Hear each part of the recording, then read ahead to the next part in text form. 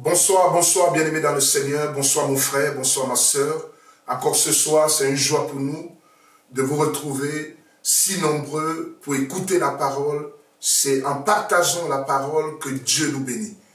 Mon frère, ma sœur, ce soir, nous allons échanger dans le livre de Galates au chapitre 2, du verset 11 au verset 14. Je lis au nom de Jésus-Christ. La Bible déclare: mais lorsque Céphas vint à Antioche, je lui résistai en face parce qu'il était répréhensible. En effet, avant l'arrivée de quelques personnes envoyées par Jacques, il mangeait avec les païens et, quand elle fut venue, il esquiva et se tint à l'écart, par crainte des circoncis. Avec lui, les autres Juifs usaient aussi de dissimulation, en sorte que Barnabas même fut entraîné par leur hypocrisie. Voyant qu'il ne marchait pas droit selon la vérité de l'évangile, je dis à Céphas, en présence de tous: si toi qui es juif, tu vis à la manière des païens et non à la manière des juifs, pourquoi forces-tu les païens à judaïser la parole du Seigneur? Bien-aimé dans le Seigneur, cette parole, c'est une bénédiction pour toi, c'est une bénédiction pour moi. Ici, pour essayer de comprendre un peu l'histoire, tu liras à la maison le livre de Galates du 1er au 2e verset et tu comprendras mieux ce que nous allons partager ce soir. Ici, c'est l'histoire de Paul. Paul, que nous connaissons tous, qui, dans sa marche, a persécuté l'Église, qui dans sa marche a détruit l'Église, a détruit même ceux-là qui avaient le zèle de servir le Seigneur. Mais à un moment de la vie de Paul, la Bible déclare que alors qu'il était respirant la menace, alors qu'il était encore en train de détruire, il a été rencontré par une lumière, donc par Jésus-Christ, et la Bible dit que Paul avait changé. Bien-aimé, ici, Paul, lorsqu'il est appelé par Dieu, la Bible déclare que Paul n'a pas consulté ni la chair ni le sang. Il n'a même pas consulté ceux qui étaient apôtres avant lui, mais il est allé directement servir le Seigneur. Bien-aimé dans le Seigneur, et alors que Paul a servi le Seigneur après 3 ans dans le service du Seigneur, il s'est dit: je ne peux pas continuer sans pour autant aller me présenter aux anciens et leur faire part de la mission que Dieu m'a donnée. Paul l'a fait bien après.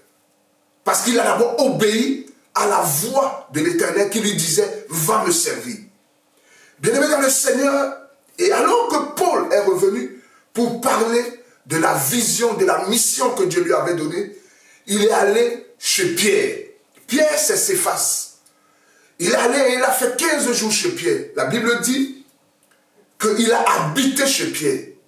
Mais bien aimé, alors que Paul a quitté la maison de Pierre pour rentrer dans le service, la Bible nous dit, comme je venais de lire, mais lorsque Céphas vint à Antioche, c'est-à-dire que Paul était chez Pierre, qui est encore appelé Céphas, alors que maintenant, Céphas vient vers Paul. Il vient maintenant, parce que Paul avait passé du temps chez lui, et maintenant lui aussi vient rendre visite à Paul à Antioche.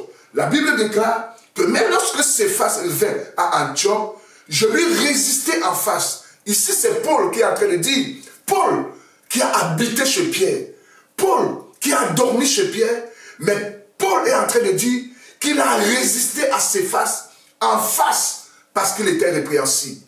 Bien-aimé dans le Seigneur, ici, nous devons comprendre dans cette parole que quelle qu'en soit la personne qui est devant nous, quelle qu'en soit la nature, quelle qu'en soit la fonction de la personne qui est devant toi, lorsque quelqu'un est répréhensible, bien-aimé, nous devons lui résister comme Paul.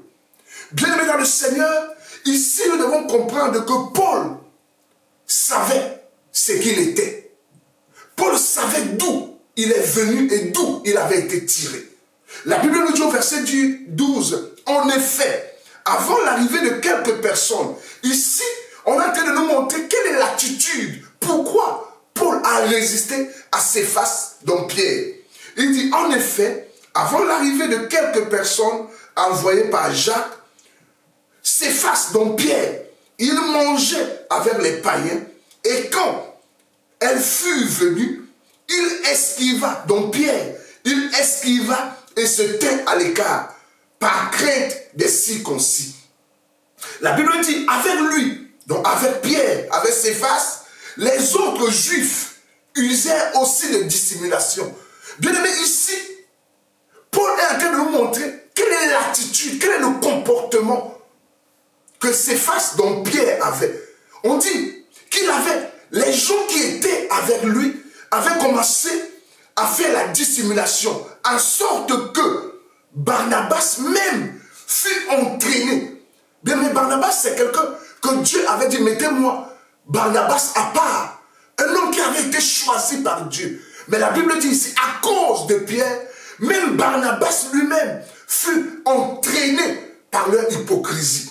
Bien aimé, lorsque Paul a vu cela, lorsque Paul a vu que les enfants de Dieu étaient détruits, lorsque Paul a vu que ceux-mêmes qui avaient été choisis par Dieu avaient commencé à entrer dans l'hypocrisie, dans la dissimulation, c'est alors que Paul, bien qu'il avait habité chez Pierre, a résisté à Pierre lorsque Pierre est venu à Antioche.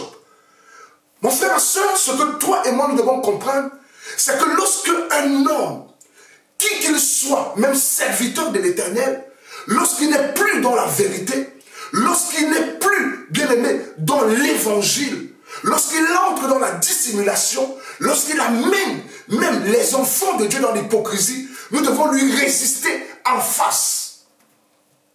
Bien aimé dans le Seigneur, toi et moi nous devons comprendre ici l'attitude qu'avait Paul.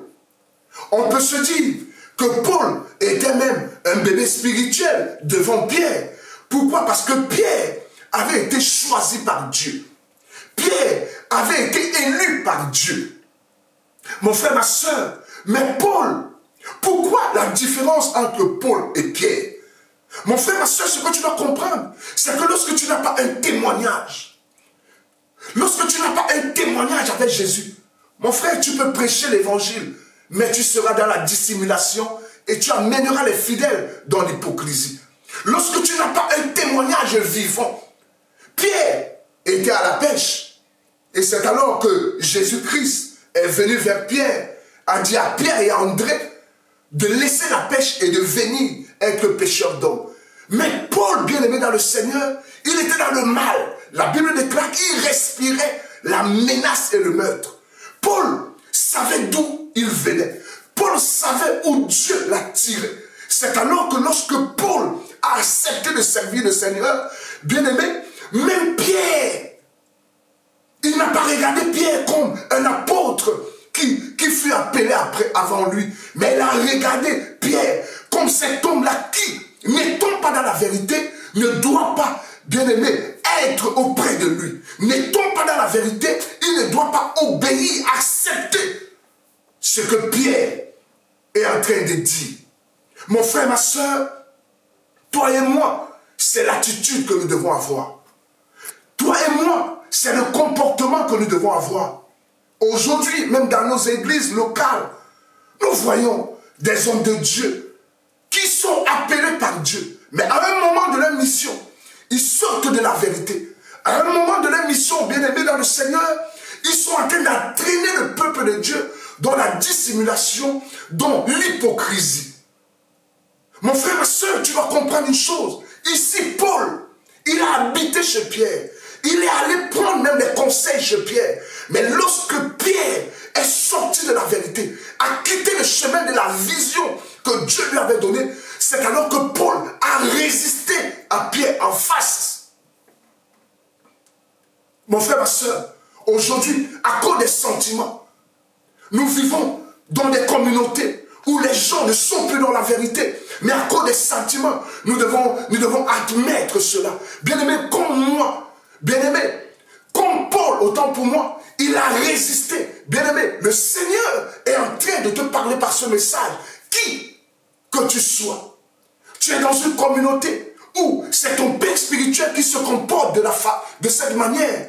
Il entraîne les gens dans la dissimulation. Il entraîne le peuple dans l'hypocrisie. Bien-aimé dans le Seigneur, Dieu te dit ce soir, est le comportement de Paul. Résiste à cet homme. Bien-aimé, la Bible déclare, Dieu ne fait acception de personne.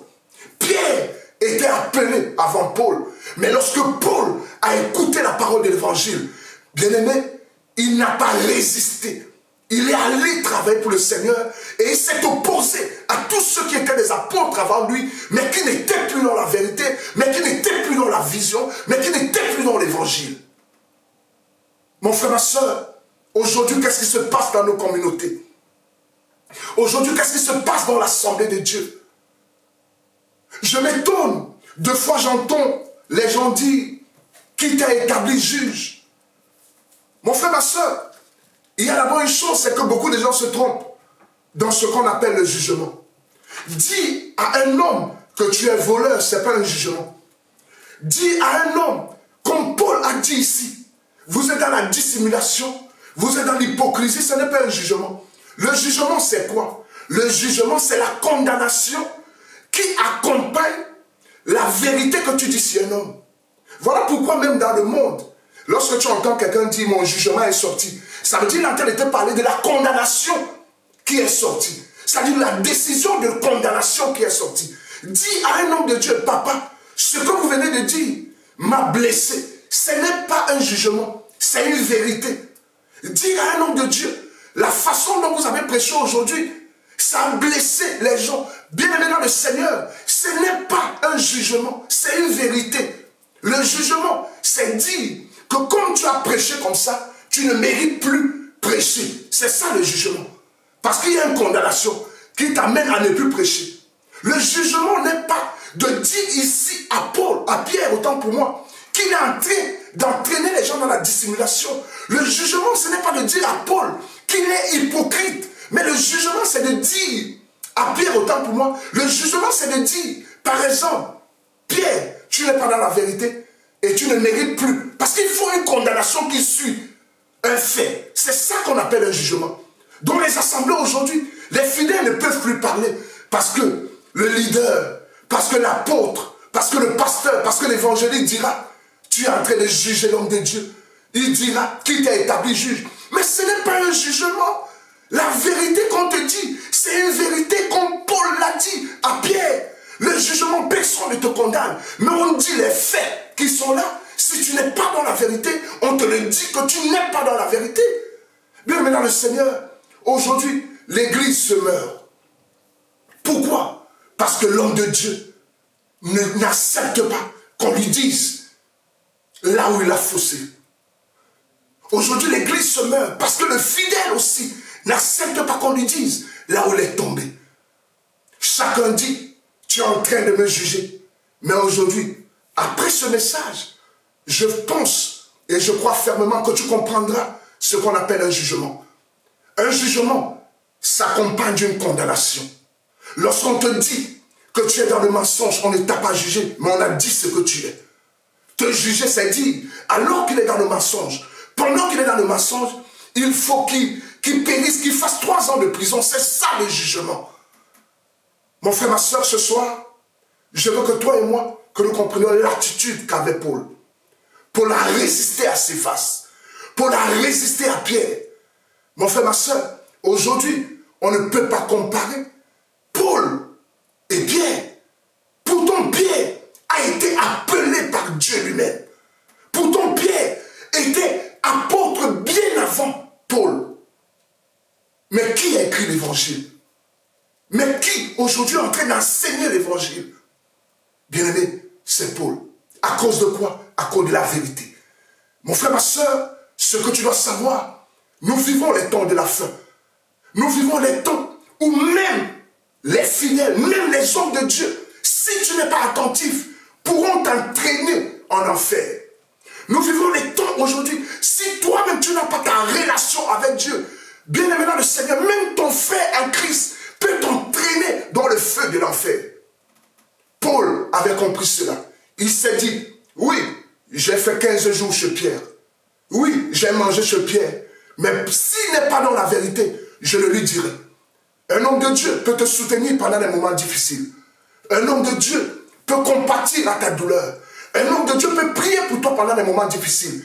Mais cela ne doit pas t'empêcher de lui dire la vérité. Lorsqu'il sort du chemin, lorsqu'il sort de la mission, lorsqu'il sort de la vision, tu dois le lui dire, comme Paul a fait. Mon frère, ma soeur, cette parole est adressée à toi, adressée à moi.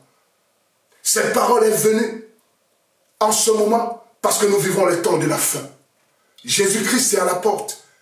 Jésus-Christ ne te dira pas, tu es sauvé parce que tu avais obéi à Pierre. C'était lui, ton pasteur. Non. Il te demandera, est-ce que tu as lu ce que Paul avait fait devant Pierre? Il n'a pas regardé à ce qu'il a mangé chez Pierre. Il n'a pas regardé à ce que Pierre l'avait hébergé chez lui. Mais il a regardé à la parole de l'évangile.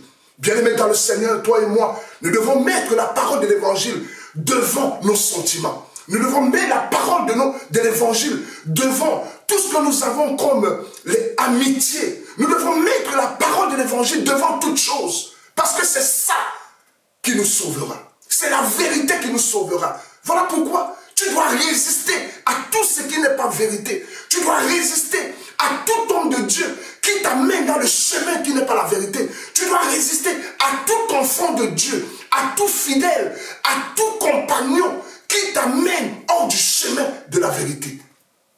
Paul a résisté à Pierre. Paul a résisté à Céphas. La Bible le dit malheureusement, Barnabas, que Dieu lui avait dit, mettez-moi Barnabas à part pour la mission pour laquelle je l'ai appelé. Barnabas a aussi commencé l'hypocrisie à cause de l'attitude qu'avait Pierre. Mon frère, ma soeur, le temps est encore là. Jésus-Christ, par sa grâce, envoie cette parole pour que toi et moi nous changeons d'attitude. Ce message n'est pas adressé à toi seulement, il est aussi adressé à moi. Bien-aimé dans le Seigneur, cette parole est venue pour changer ta façon de voir, est venue pour changer ma façon de voir. Les hommes de Dieu, c'est une très bonne chose. Ils ont été établis pour nous accompagner dans notre marche chrétienne, pour nous enseigner. Mais le jour où ils sortent de la vérité, c'est vous, toi et moi, c'est vous, fidèles, c'est vous, enfants, qui devez interpeller votre papa pour dire, papa, voilà là où tu es tombé. Papa, voilà là où il n'y a plus de vérité, il n'y a plus d'amour, il n'y a plus de vérité au milieu de nous. C'est vous qui devez interpeller nous, hommes de Dieu. C'est vous qui devez nous ramener dans le chemin. Bien-aimé, ici, Paul avait interpellé Pierre. Mon frère, ma soeur, lorsque tu lis la suite, tu verras que Pierre avait reconnu. Parce que la Bible nous dit que Pierre était encore dans la sorcellerie.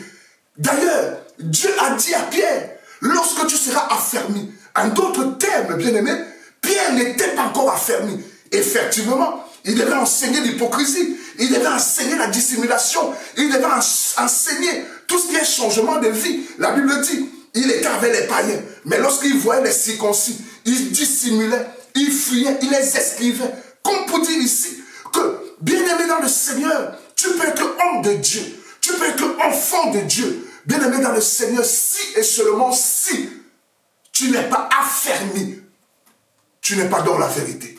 Tu ne pourras pas, bien-aimé. Ce soir, Dieu envoie cette parole pour toi et moi. Tu es en Afrique, tu es en Europe, tu es en Asie, tu es en Océanie, tu es en Amérique. Cette parole est adressée à toi. Elle est adressée premièrement à moi, mais elle est aussi adressée à toi.